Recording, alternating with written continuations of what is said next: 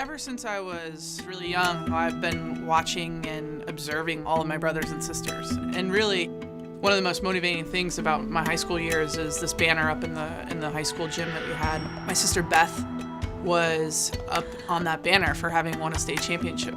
What I loved most about that, it was like a kind of a daily reminder of something that my sister Beth had done and I was yet to be able to achieve. So my senior year in the state championship game, able to finally get redemption, I guess, on this banner that had been staring at me for so many years. Game starts, we're playing really well, we score a bunch of goals, 19 minutes left in the second half, we're winning 3-0. And I'm thinking, oh, we got this in the bag. They end up scoring a goal, but they score another goal, and so one goal left, to tie the game, send to overtime. Everything kind of fell apart for our team. Massapequa scored again, sends it in overtime, and they end up scoring in double overtime, and back then, the game ended. I sank to my knees and cried. I guess it was one of the first true tastes of failure that I had ever experienced. I felt like maybe it would define me. And the beauty of it is that it ended up defining me in probably the best possible way. July 17th, 2011, why is that day special? And I even asked players that weren't on the team. They think about it, and every single person's like, World Cup final, we lost it. And I was like, exactly. Don't forget that. Every time you fall down, it gives you an opportunity to question yourself, question your integrity, your character, your personality, the decisions you made leading up to it, were they good enough? Those are the things that I've learned most about myself when I failed or fell down. It's not about the actual failure itself, it's how you respond to it. What's going on? There are a hell of a lot of you out there. I'm Abby Wambach. I am a former professional athlete, and I'm really excited about being here.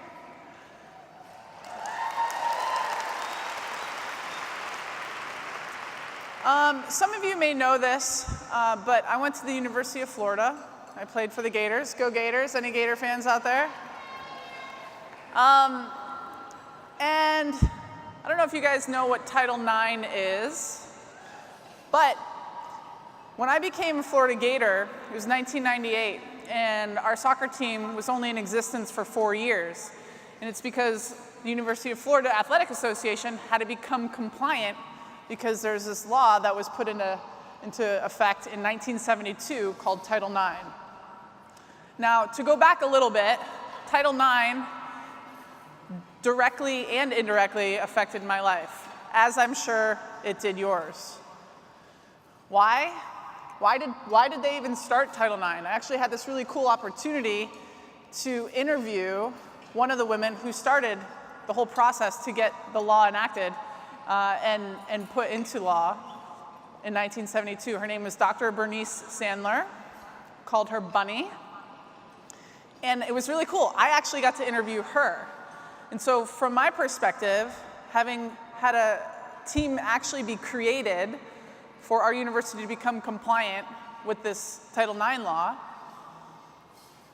I knew how important it was for me that this law will actually happen. And so when I was interviewing her, Bunny said to me, I said, well, what made you want to start this whole process? Like, what was your passion?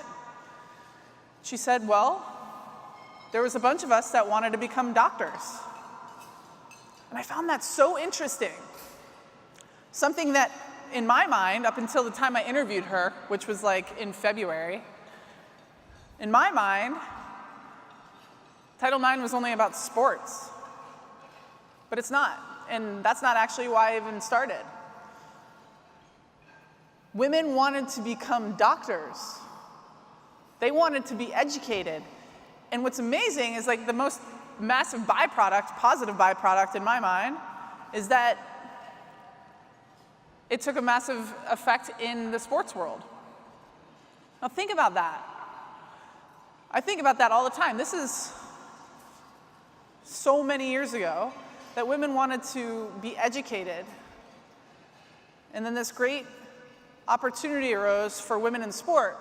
And for me, if we were to fast forward, 1994, when the program at the college that I went to was created, 4 years later, we were able to win a national championship. I was then able to go play in the professional world the former WSA, then the national team. And you guys, I'm not sitting here if it's not for the hard work of all of those women back in the late 60s, early 70s to fight for this law. And she had no idea that it would have such a massive impact across the board, across Hollywood, politics, business, sports. Because now what we're seeing is these generations turn over.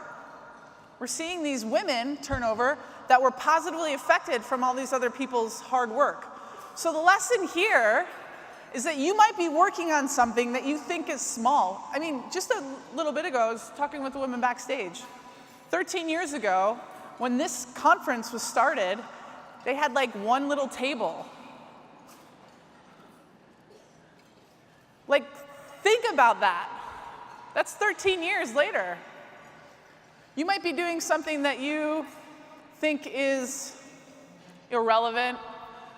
You might be doing something that you think is small time, maybe just for your city, your community, your school, your kid's schoolroom. But you have to be impassioned in doing things that may not actually even exist yet.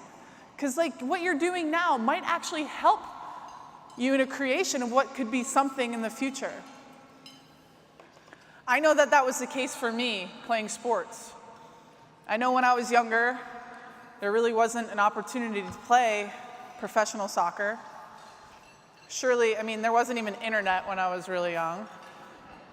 So I didn't even know that there was like older women playing soccer at all. And then when the dial-up modem started, I found out that Mia Hamm was a thing. Do you guys know Mia Hamm?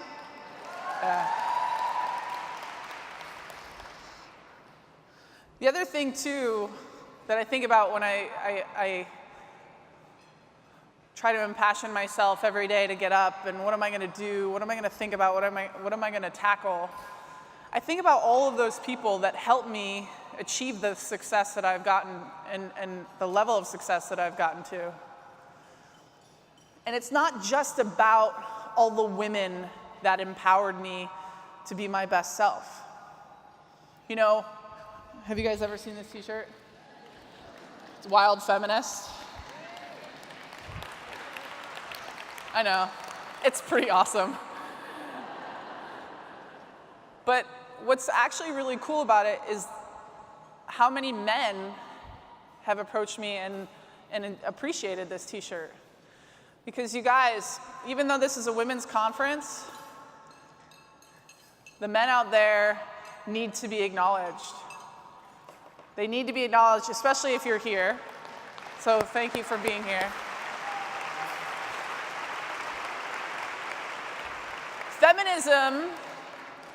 Feminism is not about women taking over the world, although that would be fun, right?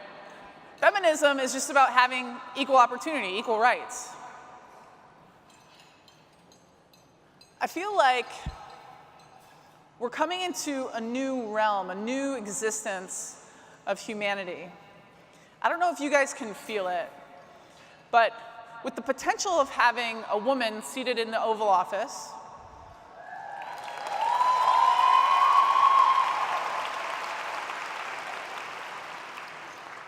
I think it's really, really important that we all think about this and really sit with this for a second. I am such a fan, not just of Hillary,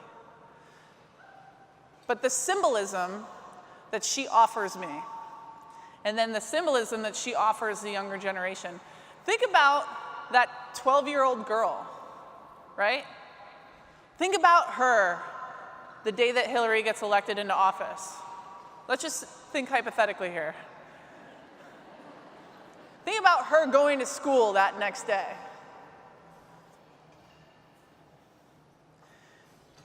You guys, she will literally be able to walk into her classroom thinking that she could hold any job in the lands, ever.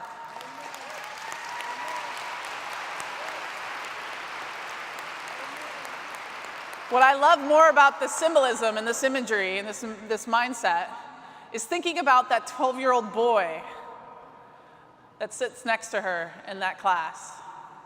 That he looks at her and he thinks, she could hold the best job in the lands. That's something, you guys, that's something. I think that we're coming also into this part in society, this place in society, where there's all these social issues that we're talking about, right? Women's rights, equal pay, Black Lives Matter. I believe that we need to start opening up more room and space for real conversation, real dialogue. I was going to make another point, but that's fine. I believe that what's happening now is we all have our phones, we all have Twitter, Facebook, Instagram, Snapchat, whatever it is, but we're only following the people that we agree with. So what that's doing is putting us in these little small circles. We think, oh, social media, I have like 1,000 friends. I've got so many more friends than I used to have. Well, you just don't. But the truth is we're putting ourselves in these small little circles. And what that circle is doing is making us go round and round and round. And our circle isn't capable of getting bigger because all we're doing is talking about the same things. We're not able to expand our mindsets. We're not able to expand our abilities to lead because we don't know what else is out there. We have to expand. First of all, we have to actually get off of our phones and look up, right? Talk to each other.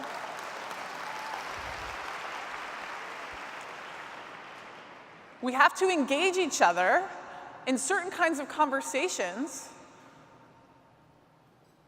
And they don't always have to be conversations that we all agree on. We've gotten so far on either side of certain issues that if somebody disagrees with us, we like banish them off of our island. We're like, nope, I'm gonna unfollow you. I'm gonna unfollow you. And then I'm gonna follow all the people that support us in our own selves, in our own being. I think that that's inherently wrong. I think that we have to get back to a place where we can agree to disagree. I mean, you guys, our whole governments, the way we were built was so that we could agree to disagree. And look, I'm not going to sit here and say I'm going to vote for the other guy. I'm not even going to sit here and say that I agree with the other candidate. But I have to respect certain opinions. Even if we completely disagree, we've gotten so far gone and so lost. If we can, in our own hearts, sit and have a conversation, and sometimes these conversations are heated, they're hard, they're combative, and we can take things less personally, everybody in this room will be more capable of, when you do get a seat at the table, of being able to sit there. And not only sit there and just nod your head, but talk. Have interaction with the other people at the table. Talk long enough to say, you know what, I have somebody else that should be invited to this table. Because you guys, we're getting invited to the table now. And it's not just about having the one woman at the table stay there, keeping her mouth shut, nodding her head like this. It's about empowering that woman to find other seats, to bringing other women to that table. Being uncomfortable, being put in positions where you're going to have to speak up, being in your own strength, in your own power. Not taking things personally. And if you're called bitchy, that means you're doing something right.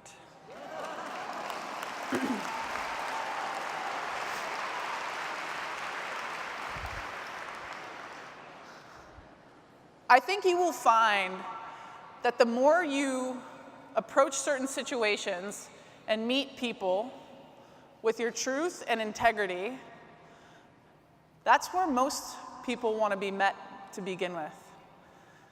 I found that to be true throughout my career with coming out with my sexuality. I was just like, I've got to do this, I've got to be sure about it, and I'm going to be a little bit righteous. And so there's no question in anybody's mind about anything having to do with my sexuality. So then I get asked certain questions throughout my lifetime. Some might say that those are offensive questions. A couple weeks ago I was interviewed and a lot of people thought that some of the line of questioning was offensive. You guys, like I said, we need to take things less personally. And in order to actually teach and educate people, we have to be less offended all the damn time. You know? I know that throughout my career, I faced a lot of challenges. The millennial thing has been really interesting. And for the women out there who are leading some of these millennials, you have to understand that the work that you've done to get to where you are, has made the life of those coming behind you hopefully a little bit better, right? And so then to complain about some of these millennials expecting more, wanting what you have, like, isn't that the whole damn point? I don't get it. I mean, I understand. Some of the millennials out there, they drive you crazy. I mean, I had a team full of them. Type A women who were all menstruating at the exact same time. Those were fun weeks. But what I'm saying is that these millennials, there's going to be value in seeing the fruits of your labor. Yes, I want them to expect more. Yes, I want them to think that they deserve more. Don't be like our parents were and say that you've walked uphill both ways in snow to school. That's just not true. Physics has it to be not true. I'll leave you with this. Everybody in this room, you might be doing something today, tomorrow. You might be teaching people. You might be leading people today, tomorrow. And you might not even know what you're leading them to, or what you're doing yourself, or where you're going yourself. But if you believe in your heart that you are doing good by the people that you love, you're pushing yourself, you're doing your best work, you never know what can happen. Because I'm a product of really not knowing why I was playing soccer for so long. I never knew that there was a possibility that I could actually play professionally one day. There wasn't the chance. There literally might be something out there that you're working towards that doesn't exist yet. It takes passion, it takes hard work, it takes sacrifice to get to places that actually aren't even created. And you guys, this has been 13 years of this conference. Look at how big it's gotten. Imagine what's going to happen in the next 13 years with women's equality and the fight for being treated as we should be, as equals. Don't be afraid to step to the table and not take things personally. And never forget where you came from, because Title IX happened to me. It impacted my life. I'm sure it impacted a lot of yours. But Title 9.2, that's up to you guys to create. Thank you guys so much.